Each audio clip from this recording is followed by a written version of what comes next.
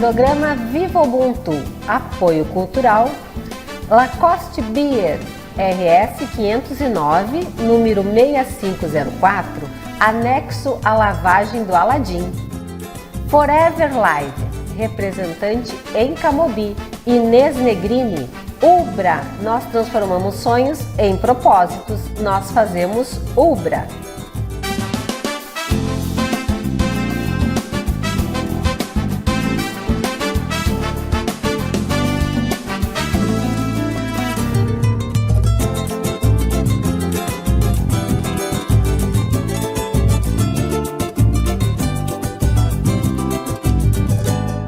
Programa Viva Ubuntu, um programa lindo da TV Santa Maria que a gente faz para você com muito amor, com muito carinho, com muita dedicação, para que você conheça a nossa comunidade negra. Afinal de contas, aonde estão essas pessoas, no que trabalham, o que fazem, como colaboram para que Santa Maria seja a Santa Maria de todos e todas nós.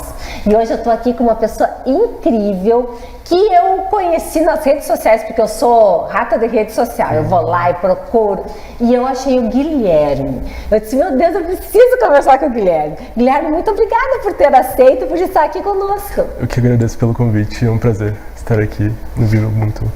Guilherme, tu és psicólogo, né? Muito bem, isso, eu gosto muito de psicólogo. Eu gosto muito, é psicólogo, assistente social, porque eu gosto, a noção do direito e sociedade para mim é muito importante, a noção do direito e o ser humano é muito importante também. Então eu gosto da sociologia, eu gosto da psicologia, do próprio serviço social. E aí eu fiquei olhando, a família é daqui de Santa Maria, veio de fora, família grande, pequena? Então, parte da família é daqui. Outra parte é da fronteira oeste da Alegrete, né? A gente já se mudou algumas vezes para outras cidades também do estado, mas eu me considero assim parte santamariense, assim, né? Por todos os anos que eu já morei aqui, né? Então me sinto assim pertencente a essa cidade e também é muito bom estar participando desse programa enquanto membro da comunidade negra de Santa Maria também, né? Ai, que legal! E a família que mora, assim, é só você de filhos, são mais filhos, é a família grande? Eu tenho 2 irmãos mais velhos, que também estudam aqui em Santa Maria. E, bom, acho que é uma família média, assim, talvez não seja tão grande, né? Mas eu, no caso, sou o irmão mais novo. Até o neném? Sou o caçula da família. Muito bem. E como é que foi escolher, assim, estudavas aonde? Onde é que tu fez o teu ensino médio? Eu fiz o ensino médio, terminei ele no Colégio Coronel Pilar, ali nas Dores. E a partir daí, a verdade é que eu não sabia muito qual curso fazer. Foi uma decisão, assim, sem ter muita ideia mesmo do que seria, sabe? Alguns colegas até entraram no curso de psicologia já tendo uma boa noção do que era psicologia, e não foi bem o meu caso. Eu, na verdade, fui descobrindo assim ao longo do curso mesmo, me aventurando um pouco, né, pelas disciplinas e vendo que me interessava mais, até chegar na área da psicanálise, que é o que mais me interessa, né? Que legal. Então não foi aquela história, o meu sonho é ser psicólogo. Não, nunca foi assim um sonho.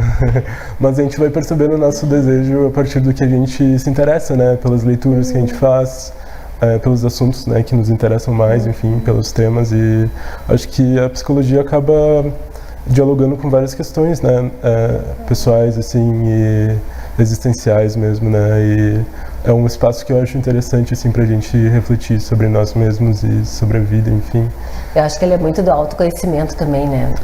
Também.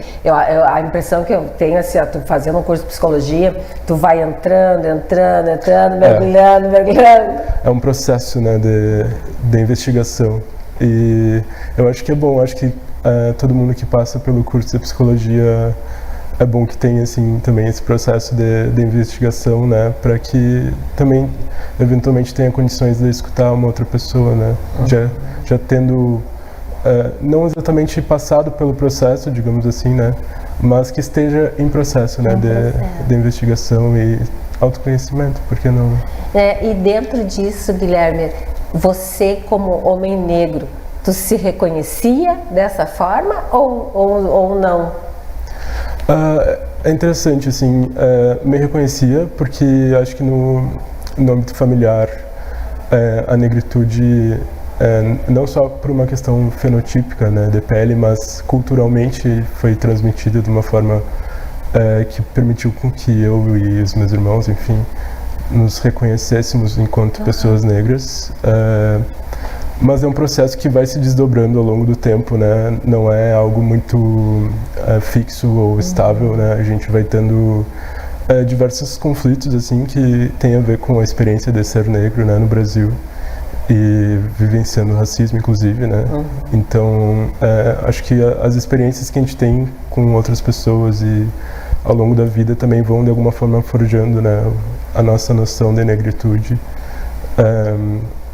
E o curso também, bom, como tu sabe, né, o espaço universitário, ele é um espaço muito embranquecido, é um espaço que por muito tempo resistiu e a gente ainda percebe resistências à presença de pessoas negras, né, apesar da melhoria, enfim, disso com as cotas e tudo mais. Mas a gente tem que enfrentar algumas barreiras, assim, né, que existem nesses espaços, então, inclusive... pode falar. Não, eu ia dizer assim, exatamente, a academia, a universidade, ela ainda nos é um terreno hostil. Não é assim tão simples estar lá. Às vezes as pessoas acham, não, mas agora com as cotas e as cotas, a cota faz com que nós tenhamos uma possibilidade a mais de estar lá. Sim. Agora, lá entrando é um universo que não foi pensado para as nossas demandas, para as nossas realidades, e a gente vê isso até na própria evasão. Às vezes entrou, meu filho está fazendo engenharia de produção, daí ele diz assim, mãe, cadê os meus colegas negros? Eu disse, meu filho, de repente na turma que tu entrou, até podem ter entrado, mas ou ficaram para trás, ou acabaram desistindo, aconteceu alguma coisa, né? Então esse estar lá, esse sentir pertencente na academia não é fácil. Não é nada fácil. E a gente encontra, inclusive, as intersecções de classe também, né? Porque não é a mesma coisa uma pessoa negra que vem de uma classe social mais baixa, né, conseguir se manter nesse espaço, ou de uma pessoa negra que, por exemplo, já tem uma condição um pouco melhor, enfim. Então o racismo também tem essas intersecções, tanto de classe como de gênero também, né? Enfim, a vivência de raça de uma mulher negra é diferente da de um homem negro, enfim. São situações bem diferentes. São bem diferentes. Tu fizeste o curso aqui na Universidade Federal de Santa Maria. Isso. Tu se formou em 2022. Né? Então, quer dizer, tu pegaste uma universidade, teoricamente, já com alguns anos de entrada de alunos negros, mas não que estivesse preparada para isso. E eu acho que o ambiente de diferentes cursos também é diferente, né, assim, com relação a isso, porque, inclusive, na grade curricular do curso de Psicologia, a gente sente muita falta de disciplinas que tratem das questões raciais, né. E eu acho que esse é um assunto, assim, muito importante para a gente tratar também, justamente porque essas pessoas vão estar escutando pessoas negras, né, seja no estágio, seja na prática profissional depois. Então, como é que essa escuta se dá se durante a formação essa pessoa não tem contato com materiais, teoria, né, sobre a negritude? E essas teorias existem na psicologia, por mais que elas sejam, assim, digamos, não muito comentadas ou transmitidas, elas existem. Tem diversas autoras e autores negros e negras que tratam sobre o racismo em relação à psicologia, psicanálise, enfim. E acho que às vezes falta um pouco digamos assim, de dar luz e dar espaço para esses textos também na formação. Mas se pegar o direito, por exemplo, às vezes tu trabalha um autor, tu nem sabe se aquele autor, tu tem a ideia que ele é um homem branco, que é uma mulher branca. Já presume isso, né? Já presume isso. Então, quer dizer, tu não consegue trabalhar. Eu lembro que eu conversava com as meninas, isso foi 2017, quando agora não me lembro se foi 2017, 2018 ali, que nós tivemos aquelas incursões racistas no curso de Direito, que era ainda aqui no centro da antiga reitoria. E eu fui, na época era coordenadora de curso de Direito, e eles me convidaram e eu fui conversar com os alunos, e uma das queixas era exatamente essa, Guilherme. Professora, nós não temos uma professora negra, a senhora é a primeira professora negra que a gente conhece, que a gente sabe que está aqui em Santa Maria, e nós não temos autores negros, não. Então, assim, trabalhar essa ausência era necessária. É muito importante, né? E é uma ausência que ela é, digamos assim, ela tem um movimento que faz essa ausência acontecer, porque os textos estão aí, né? Por exemplo, o Silvio Almeida, né? É um teórico do direito. Exatamente. Ele é estudado nos cursos? Não. Pois é. Não. E ele é assim, extremamente importante. E aí a Djamila, eu lembro que elas tinham estudado, mas o Silvio, eu acho que realmente não tinha. Então, essa ausência precisa ser trabalhada, mas também, por outro lado, Guilherme, talvez é na nossa chegada enquanto docentes nesses espaços.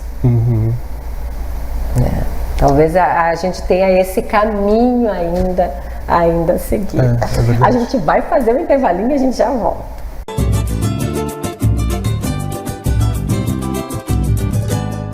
Nós acreditamos na vida. Queremos que você acredite também. Estamos há mais de 18 anos presentes no Rio Grande do Sul, em 15 cidades. Desde 2005, atuamos de forma constante no apoio e acolhimento de pessoas em tratamento de câncer e seus familiares. Somos uma rede de apoio com atendimento de assistentes sociais e psicólogos, além das casas de apoio para quem está em tratamento oncológico. Contamos com você para manter esse trabalho. Visite uma das nossas casas e faça sua doação. Saiba mais e acesse aapcam.com.br. AAPCAM. Nós acreditamos na vida. Tamo junto virou uma expressão comum, e estar junto de verdade é olhar o próximo com empatia, de forma solidária e acolhedora. Seja voluntário do CVV e esteja junto de quem precisa conversar. Os voluntários do Centro de Valorização da Vida oferecem apoio emocional gratuitamente por telefone, chat e e-mail. Inscreva-se em cvv.org.br/voluntário.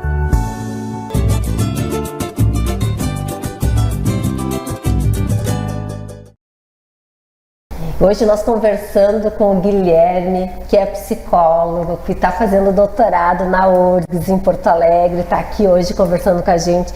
Guilherme, dentro desse curso de psicologia, qual é a área que tu mais se identificou ou que mais te chamou a atenção, assim, que tu disse, eu vou trabalhar nessa seara, assim?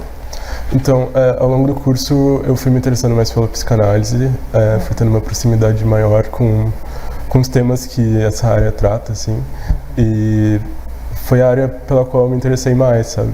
E a partir disso, no estágio também fiz estágio em psicanálise na clínica.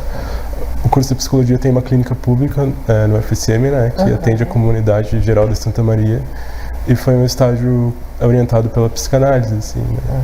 E a partir disso, então, eu também tive o interesse de ingressar na pós-graduação nessa área, assim, né? E tu acha, a psicanálise, tu acha que ela, pra ti, por exemplo, assim, tu te encontra a partir dela? Ou ainda tem muita... Tu mergulha na psicanálise, por exemplo, o Guilherme mergulha em si mesmo através da psicanálise? Eu creio que sim, a psicanálise é um instrumento muito importante para a gente promover esse movimento de investigação e de análise de si, né, através, obviamente, de um profissional. E eu penso que a psicanálise ela te permite chegar em lugares que outras teorias talvez não cheguem, assim, justamente por tratar do inconsciente, né? Da forma como a psicanálise trata, assim, tem outras grandes teorias da psicologia que não reconhecem o inconsciente, e a psicanálise trabalha a partir do inconsciente, então é uma mudança bem significativa, né? Trabalhar com o inconsciente. E além disso também a psicanálise ela tem uma interface maior com a área social, sabe? Outras teorias da psicologia, além, obviamente, da psicologia social, mas teorias clínicas não tratam tanto dessa dimensão social, e a psicanálise, com todos os problemas históricos dela, pelo menos ela tem esse legado de trabalhar mais com a área social desde o Freud. Tem textos clássicos, né, do Freud que tratam disso, enfim. E talvez justamente por isso tenha sido uma área que chamou atenção para autores e autoras negras, inclusive no campo da sociologia, como a Lélia Gonzalez, por exemplo. Quando ela foi buscar investigar mais algumas raízes do racismo, ela procurou também a psicanálise, né, quando ela fala do racismo como uma neurose cultural brasileira, né, entre outros conceitos da psicanálise. Enfim, Fanon é um grande autor psicanalista, Neuza Santos Souza foi uma psicanalista negra muito importante. Então, a psicanálise tem um certo arsenal teórico que permite tratar melhor, assim, ou que pelo menos dá espaço para a gente pensar sobre essas questões raciais também. Eu acho que por isso, atualmente também, a psicanálise segue sendo uma teoria que me interessa bastante, sabe? Sabe que teve uma vez eu conversei com uma pessoa, uma psicóloga, e ela era uma menina branca, e dela disse assim: mas Débora, eu nunca pensei assim, pensar a saúde mental da população negra diferente da população branca. Eu disse: mas são dois universos totalmente diferentes.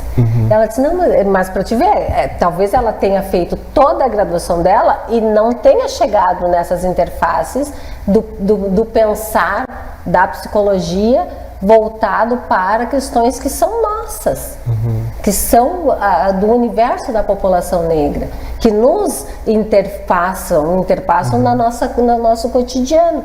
Então, eu fazer uma terapia com uma psicóloga negra é uma coisa, eu fazer uma terapia com uma psicóloga branca, para mim, enquanto mulher negra, é diferente. Não estou dizendo que uma psicóloga branca não poderia me orientar ou me conduzir, eu acho que até poderia, mas ela tem que ter esse olhar da minha identificação enquanto mulher negra, senão eu não... Total. A gente espera que pelo menos o psicólogo, a psicóloga negra vá levar em consideração as questões que a gente traz em relação à raça, e que é algo que muitas vezes, dependendo do profissional ou profissional branco, enfim, a gente não tem essa certeza, né? Porque, inclusive, existem muitos relatos, né, de pessoas negras que buscam terapia e nesse espaço elas não têm reconhecida, por exemplo, uma violência racial, né? Que o terapeuta talvez não escute isso da melhor forma, né? Então, quem busca um profissional negro, pelo menos tenta, assim, ter essa segurança maior, né, nesse espaço. E com relação a essa diferenciação entre o sofrimento das pessoas brancas ou não brancas, enfim, acho que na psicologia no geral a gente tem essa ideia, nas teorias, enfim, de um sujeito universal, né? Bom, as pessoas, o inconsciente é esse, ou é de outro jeito, enfim. Mas esse sujeito universal, ele geralmente não tem essa marcação da raça, né? Esse recorte racial. E quando a gente introduz isso, a gente percebe que, inclusive, quem trabalha só com pessoas brancas, que as dinâmicas raciais de socialização também estão presentes, inclusive nas pessoas brancas, né? Só que existe aí uma certa noção de que o branco é o normal, né? O branco é o universal, e não é bem assim, né? O padrão. O padrão. O padrão. Mas que coisa. E aí tu vais tu saiu da graduação e tu foste pro mestrado, e tu já sabe o que tu vai pesquisar no mestrado, ainda está no início? Ainda estou no início, assim, do projeto, mas pretendo justamente pesquisar algumas relações entre o racismo e a psicanálise, utilizando, assim, algumas autoras e autores negros também. Para pensar alguns caminhos, assim, teóricos, né, com relação à clínica também, tentando aprofundar mais, assim, tem sido uma aventura bem interessante também entrar em contato com pensadoras e pensadores negros, pessoas que produzem teoria, né, levando isso em consideração, assim. Eu acho que é importante também a gente valorizar isso, né, porque às vezes a universidade e a teoria parecem coisas muito distantes da vida concreta, né, da vida cotidiana, mas não são, fazem parte, né, da sociedade, e inclusive ajudam a pensar muito sobre a nossa vida, né? É um espaço muito importante e eu acho muito importante a gente também valorizar os pesquisadores e pesquisadores negros, né? E se tu pensares assim, tu fizeste a tua pesquisa de conclusão de curso, tu fez em que área? Foi na área da psicanálise também, do TCC, tu disse, né? Isso, era do TCC. E aí, Guilherme, a saúde mental da população negra, se tu olhares assim, fizerem um recorte, ela é afetada, assim, para mim né? Eu tô te fazendo pergunta porque tu é psicólogo. Ela é afetada por essa questão raça num aspecto pejorativo que é tratado? Sim, eu diria que o racismo, de certa forma, ele impõe, né, essas significações negativas à nossa cor, ao nosso corpo. De certa forma, ele limita até onde a gente pode ir, o que a gente deve fazer ou não, né? Ele interdita o nosso reconhecimento enquanto pessoas plenamente, né? O negro, infelizmente, ele não é reconhecido plenamente enquanto uma pessoa normal, padrão, né? Como a gente estava falando. Mas o interessante, eu acho, dessa intersecção com a psicanálise é justamente pensar como que isso afeta a Débora especificamente, singularmente, porque talvez ela sinta o racismo de uma forma muito específica, que não vai ser igual como eu vou sentir ou como qualquer outra pessoa negra vai sentir, né? Então o racismo, embora seja um problema coletivo e social, e não dá pra gente pensar o racismo como um problema individual apenas, né? Mas ao mesmo tempo eu acho muito importante singularizar também como cada pessoa sente isso, justamente para também não generalizar e, por exemplo, cair na noção de que todos os negros são iguais, ou que sofrem da mesma forma, ou que existe uma solução geral para o racismo, né? Que poderia ser aplicada a todas as pessoas, né? Que não é bem o caso. Assim, eu acho que é interessante pensar como cada pessoa de alguma forma consegue subverter isso, né? Eu acho que tu trazes uma coisa importantíssima. Cada um de nós, em cada um de nós, o racismo vai bater de uma forma diferente. E a forma com que ele bate é diferente, a forma com que eu vou reagir também. Eu tinha uma avó, minha avó era tinhosa, sabe assim, ela era positiva. E aí o Honório, que era um sobrinho dela, o Honório, tipo, se tu lembrar do Grande Otelo, tu vai lembrar, é o Honório, baixinho, pequenininho, magrinho. E o Honório teve 4 filhos. E a última filha nasceu, a menininha, e o Honório foi lá na minha avó, que era a tia dele, e disse: tia Noêmia, nasceu a minha menininha, vou colocar o nome de Clara. E ela olhou bem para ele, Guilherme, disse: nunca vi negro ter nome de Clara, coloque Clarice. Tá, o que diz isso? E ela é Clarice Tereza, antigamente obedeciam, né, Guilherme? Ficou o nome dela Clarice Tereza. Tinhosa, uma professora danada, arrumadora de confusão. Olha, ela é assim, a guerreira. Ela faz muitos movimentos em favor da nossa negritude. E aí eu voltei assim pensando, né, como a nossa bisavó, como a nossa avó nos criou.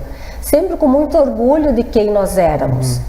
E com aquela ideia de que ser negro era bom. Não tinha problema ser negro. Nós somos negros, não tem problema ser negro. E aí, quando eu fiquei sabendo dessa história dela com o Honório, por que ela disse não coloque Clara, coloque Clarice?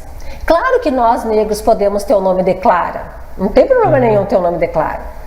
Mas eu acho que ela queria dizer para ele: valorize quem nós somos. Do jeito dela, uma senhora, né? Isso deve ter sido, não sei a idade da Clarice, mas a Clarice deve estar no mínimo com uns 45 anos, então pensa isso há 45 anos atrás, uma senhora que já estava no alto dos seus 60 e poucos anos. Então era a forma que ela lida com a questão racial, que é o que tu trazes para nós, que cada um de nós vai trabalhar de uma forma diferente. E é uma forma muito importante porque houve um processo no início do século passado de embranquecimento da população, né? Então existia assim essa vontade de que as pessoas de alguma forma perdessem, né, essa negritude, né? E acho que num primeiro momento a negritude ela é imposta de uma forma negativa, como uma limitação, como uma privação dos direitos, né? Mas existe aí um processo de se tornar negro a partir dessa condição, de assumir a negritude, mas de uma outra forma, né? Numa outra posição, não mais passiva, né? De, enfim, só sofrer dessa negritude, mas, enfim, de se transformar e transformar o mundo a partir disso, né? Eu acho que é uma tarefa bem importante. Ah, que legal! Muito obrigada, Guilherme. Olha só como passa rapidão, Muito rápido, né? né? Mas a gente conversou várias coisas bem importantes e interessantes. Muito obrigada pela tua presença, por estar aqui, por ter vindo conversar com a gente. Eu que agradeço, Débora. Foi um prazer. Ai, que bom. Você que nos acompanha, compartilhe esse vídeo, faça com que outras pessoas conheçam o Viva Ubuntu, conheçam o Guilherme. Olha só quanta coisa maravilhosa a gente pensou aqui, coisas bem profundas que fazem muita diferença na nossa vida enquanto pessoas negras. Guilherme, Viva Ubuntu. Muito obrigada. Viva Ubuntu. Programa Viva Ubuntu. Apoio cultural. Lacoste Beer RS 509, número 6504, anexo à lavagem do Aladim. Forever Live, representante em Camobi. Inês Negrini. Ubra, nós transformamos sonhos em propósitos, nós fazemos Ubra.